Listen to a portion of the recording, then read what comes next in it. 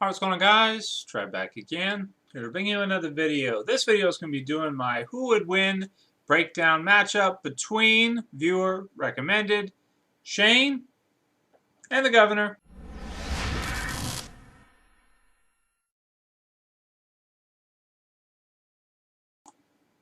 So this is a matchup people have been asking for me to break down for a little while now. With this one, we kind of have to look at it in a certain light because the Governor as a villain is the type of villain that is sort of like your criminal mastermind type of villain, but at the same time, that's from Rick's group's perspective.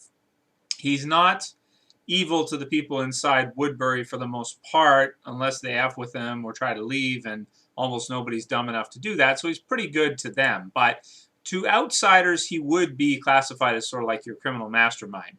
Whereas Shane, on the other hand, he fights his battles himself. And even though he was the leader of the group before Rick got there, he was an okay leader, I guess you could say, but, he wasn't great, and it seemed like a lot of the members of the group were either going to try to leave or, overtake him or do things like that. Like Merle says to Daryl in Season 3 that they were planning on robbing the camp. And not only him, the whole thing with Ed beating him up to the point where his face was, just like mangled.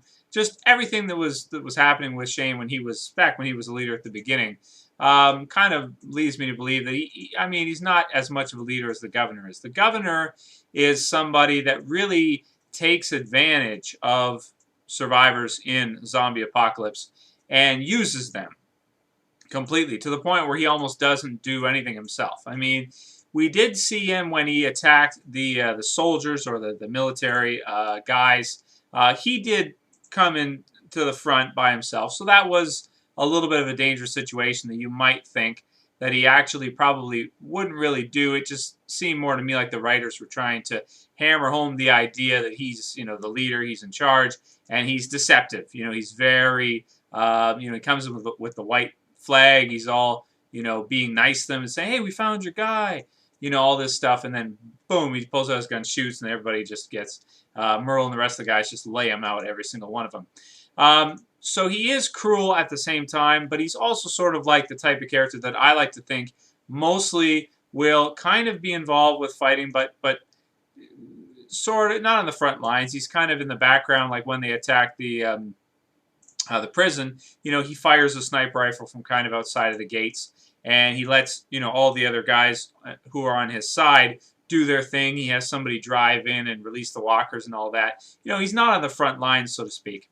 Shane is a character that does, put himself right in there at the front lines, whether or not he's by himself or with a group. So for this matchup, we'll do it two ways. The first way we'll look at it is basically one-on-one, who would win, no group members, nothing like that. That being said, the first breakdown will be of them just 1 versus 1, no extra group members involved. So that being said, they're both extremely deadly and ruthless. Now, Shane, I don't know if I want to say he's as ruthless as the Governor is. I'd say the Governor might be more ruthless to people that are outside of his group or people that cannot benefit him or help him out in any kind of way. So that being said, when it comes down to it, they're both going to go at it. They're both going to try to take each other out, let's say. Shane, of course, got his trusty shotgun, got his pistol, and not afraid to use them. Very good. Obviously has his police training, everything like that. Tough as nails, and even good with his hands, like in a fist fight or whatever, as we saw against Ed. So I would give him the advantage in the close range. The long range, you got to go with the Governor because he's good with your long range military weaponry, heavy duty rifles, sniper rifles, things like that, and is very accurate with them, as we saw with Axel. So in a one-on-one confrontation, the Governor is probably a little bit more sly than Shane. He's more convincing. He's more, I just want to say, tricky overall. He's a little bit more tricky for people to mess with in a zombie apocalypse. But even still, by himself, I don't think the Governor by himself is that tough. We kind of got to see it against Michonne, and she took his eye out and, messed him up real bad. Now, granted, she had a sword. He was unarmed. Granted. Yep, sure. But I don't know. I mean, I just would lean more towards Shane in that situation. I think Shane would take him down. Shane's tough as nails. He's also pretty smart. He might not be as tricky, so the governor might be able to get the jump on him a little bit. But I tend to think that with his accuracy, he's a little bit hot-headed. But I mean, that's not too bad when you get into a brawl, because everybody gets a little hot-headed in a brawl. Most people can't remain calm unless you're, got lots of experience or a martial artist and training and that kind of stuff. So one-on-one, I think I'm going to have to go with Shane, even though the governor is tricky. Now, the difference is when you get like other members involved. So let's say you were to give them each a month in a zombie apocalypse, and then at the end of that month, they threw down one against the other. The thing is that Shane might have a small group of people around him, a very small amount, but the governor, he, seems to really attract people in and use them, just like with Woodbury. Takes in all these people, creates a community, and really uses them, which is why I kind of think of him as a type of criminal mastermind, because he has, his thugs, so to speak, his structure of his group. Now, in that situation, obviously, he shines, and I think he takes Shane down, even though Shane would kind of be a bit like Rick against him, sort of. Except, of course, I think Rick is a much better leader, is able to keep members of the group together more. And like Daryl, for example, who hates Shane but likes Rick. So I think it would be really hard for Shane to really mess with the governor if he's given enough time to create a good amount of group. So in short term, just a one-on-one battle or within a couple days of a zombie apocalypse, I would go with Shane. But over the, like a long-term type of situation, like giving them both a year to create a group or do whatever they're going to do, I'd have to go with the governor if they're going to go to war after that. That being said, which villain do I like better? Well, in the TV series, we haven't really seen the governor's story arc completely play out yet. We'll see if it ends this year or not, or goes into season 4. But at this stage, even though I do like the governor and everything that happens with him and his group and Woodbury and everything like that, I felt like there was a lot more emotion tied to Shane. Now, obviously, because he was close to Rick, and that, that makes sense. But and he was a member of the group. But I felt like it was handled a lot better because he was, he was the good guy. He was in there. He was his best friend, all this stuff. And you really got the sense that they cared about each other. They loved each other.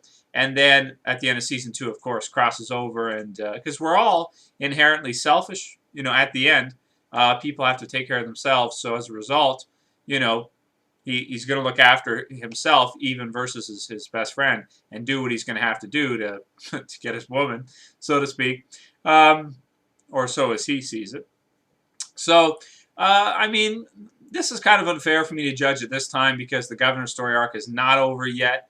But if I had to go, one versus the other in terms of who I like better as a villain and who I was more invested in and interested in, Season 3 I do enjoy a little bit more than Season 2 because of all the action and all the great things, the environments that we're seeing with the prison and Woodbury and all that, and all the different characters involved.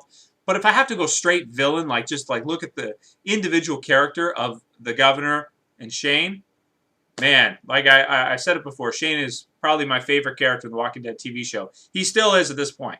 Even though there's so much going on, Season 3 is so exciting and everything like that, the governor as a villain versus Shane as a villain, I, so far, enjoyed Shane more. Now, granted, it'll all play out, and we'll see what happens with the governor at the very end. Should be pretty exciting. But I just thought that Shane made such a great villain because he almost wasn't a villain, I guess it depends whose side you're on. If you like Rick better, then yeah, Shane's a villain. But if you like Shane better, he's not really a villain. He's just looking out for himself and his best interest. And in a zombie apocalypse, those rules of society don't really apply anymore. So that being said, who would win? Shane versus the governor. My favorite villain out of the two would be Shane. In a one-on-one, I would say Shane, but in a group-type situation where they've both been given adequate time to form their own groups, the governor would take it, just being all those, everything that he's able to put together and build, like with Woodbury. I can't see Shane building a community of Woodbury with like 70 people. He's just not that convincing. He's too hot-headed. He's too emotional. I don't think he'd be able to do it. And if they were to meet at that point, the governor would have so many people, Shane wouldn't be able to deal with it probably. Anyway, that's my breakdown of the two, which of the two I like better. I hope you guys enjoyed it. For other suggestions, please write them below, because I am running a little short on video tops, a little bit. So go ahead and write some below. And let me know, of course, what you think about this matchup. Do you disagree with me? Do you agree? Write below. We'll talk about it. That's it for this video, guys. I'll see you for the next one. This is Trev, saying peace.